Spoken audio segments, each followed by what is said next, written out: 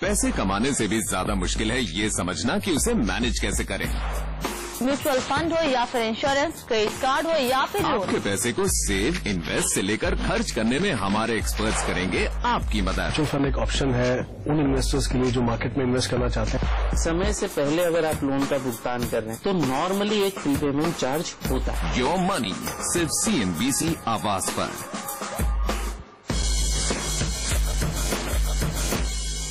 Women's day के खास मौके पर CNBC आवाज लेकर आया है फोटोग्राफी कॉन्टेस्ट मेरी पहचान फेमिना हिंदी के साथ, जहां आप वुमेन एम्पावरमेंट थीम पर खुद क्लिक किए हुए फोटोग्राफ्स भेजकर जीत सकते हैं शानदार इनाम। मेल कीजिए हमें अपनी फोटोग्राफ्स मेरी पहचान @network18online.com पर और जीतिए Femina Hindi gift hamper. Entries भेजने की आखिरी तारीख है 9 मार्च। अधिक जानकारी के लिए लॉग इन कीजिए हमारे फेसबुक पेज www.facebook.com/CNBC आवाज इंडिया पर।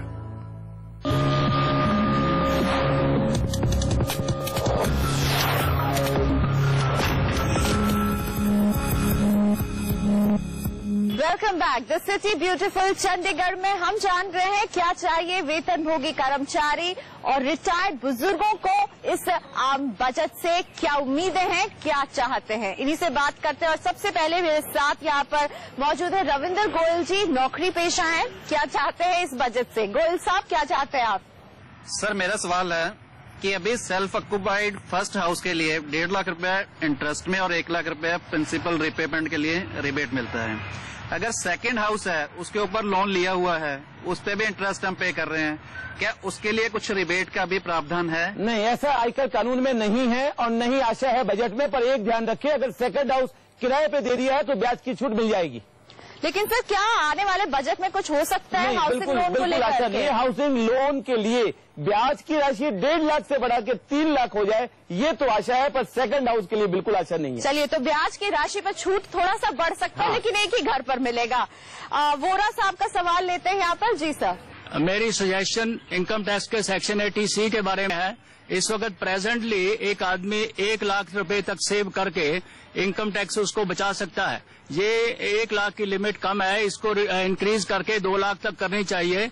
एक आदमी सेव करके अपनी ओल्ड एज जी समझ गए, 80C की लिमिट कम बोल रहे हैं ना आप, पर आशा मुझे तो ये है कि 3 लाख तक बढ़ने के चांसेस हैं, क्योंकि DTC में प्रावधान 3 लाख का। पर सबसे बड़ी समस्या सीनियर सिटीजन के लिए 80C वाले बेनिफिट में DTC के बाद यह है कि जो प्रावधान DTC में आएंगे उसके तहत सीनियर सिटीजन के लिए इन्वेस्ट करने वाले आइटम्स ही नहीं रहेंगे। तो सरकार को कुछ सोचना चाहिए कि ऐसी आइटम्स डालें जिसका लाभ सीनियर सिटीजन ले सकें।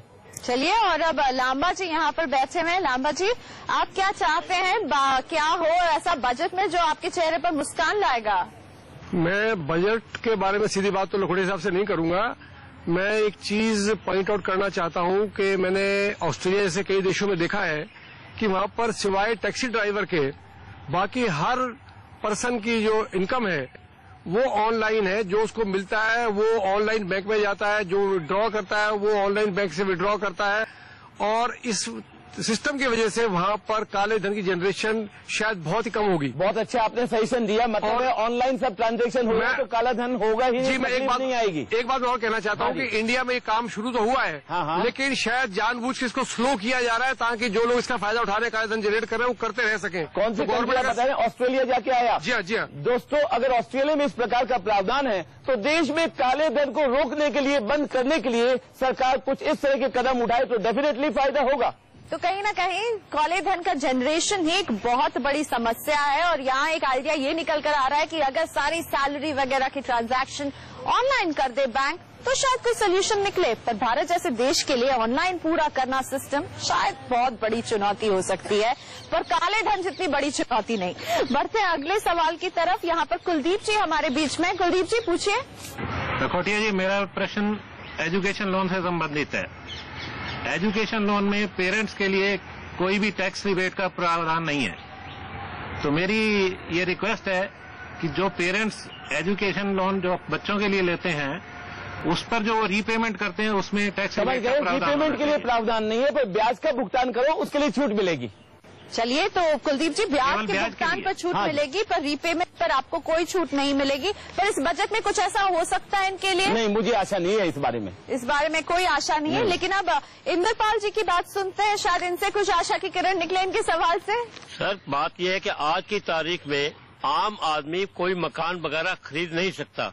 हकीकत क्या है कि मार्केट वैल्यू जो है वो कहीं बहुत ज्यादा है, और जो रजिस्ट्रेशन वैल्यू है वो गवर्नमेंट ने बहुत कम फिक्स की है। और अगर सही कुछ हो तो 6 करोड़ की प्रॉपर्टी का 1 करोड़ के ऊपर वो रजिस्ट्रेशन है। बाकी की जो 5 करोड़ की राशि है, परचेजर के लिए भी दुविधा है और जो लेता है उसके लिए भी दुविधा है। समझ गए। आपकी बात से ये लग रहा है कि आपने जो बात बताया कहीं न कहीं सिस्टम में ही कमी है। और मैं तो ये चाहता हूं कि सरकार इस प्रकार के प्रॉब्लम को दूर करने के लिए 3 फेज प्रोग्राम ले। Number 1, long term capital gain लगे केवल 10%। नंबर 2 पॉइंट, स्टैम्प ड्यूटी हो केवल 1%। नंबर 3 पॉइंट, रेसिडेंशियल मकान में 1 से ज्यादा मकान अलाउ हो इन्वेस्टमेंट के लिए। तो मेरा मानना है ब्लैक मनी बिल्कुल समाप्त हो जाएगा, 90% समाप्त रियल एस्टेट ट्रांजैक्शंस में। यानी कहीं ना कहीं लखोटिया जी, आपका मतलब है कि पारदर्शिता लाने की जरूरत है पूरे ही सिस्टम में? बिल्कुल है। और बल्कि ये देखना, जब ब्लैक मनी होता है, रोकना चाहती है सरकार, तो कुछ न कुछ टैक्स प्रोविजंस के द्वारा ही इसको रोका जा सकता है। यानी सिंप्लीफिकेशन ऑफ टैक्स प्रोविजन एक रास्ता हो सकता है। साथ ही में कहीं ना कहीं पूरे सिस्टम में पारदर्शिता तभी आएगी जब आप कानून को आसान बनाएंगे, चाहे वो टैक्स कानून की बात हो या फिर घर खरीदने से जुड़े हुए कानून हो, जिसमें शायद लोग बहुत हेराफेरी करते हैं। इसी के साथ चंडीगढ़ में हमारे साथ इतना ही। हम फिर हाजिर रहेंगे एक नए लोकेशन पर, कुछ नए लोगों के साथ, जानने के लिए कि वो क्या चाहते हैं बजट 2012 में। नमस्कार।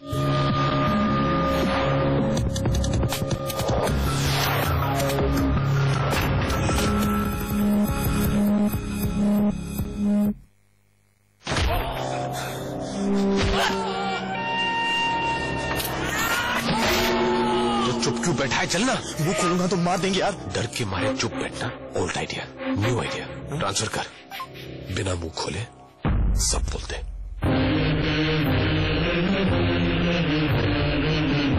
एक 3G मोबाइल अपलोड और इंटरनेट बन गया इंसाफ पाने का नया आइडिया। पर कहाँ है चश्मदीद गवाह? बुलाइए मेरे बुजुर्ग दोस्त। 25,83,000 चश्मदीद गवाह है मिलॉर्ड। चश्मदीद गवाहों को मतलब न्यू आइडिया, आइडिया 3G।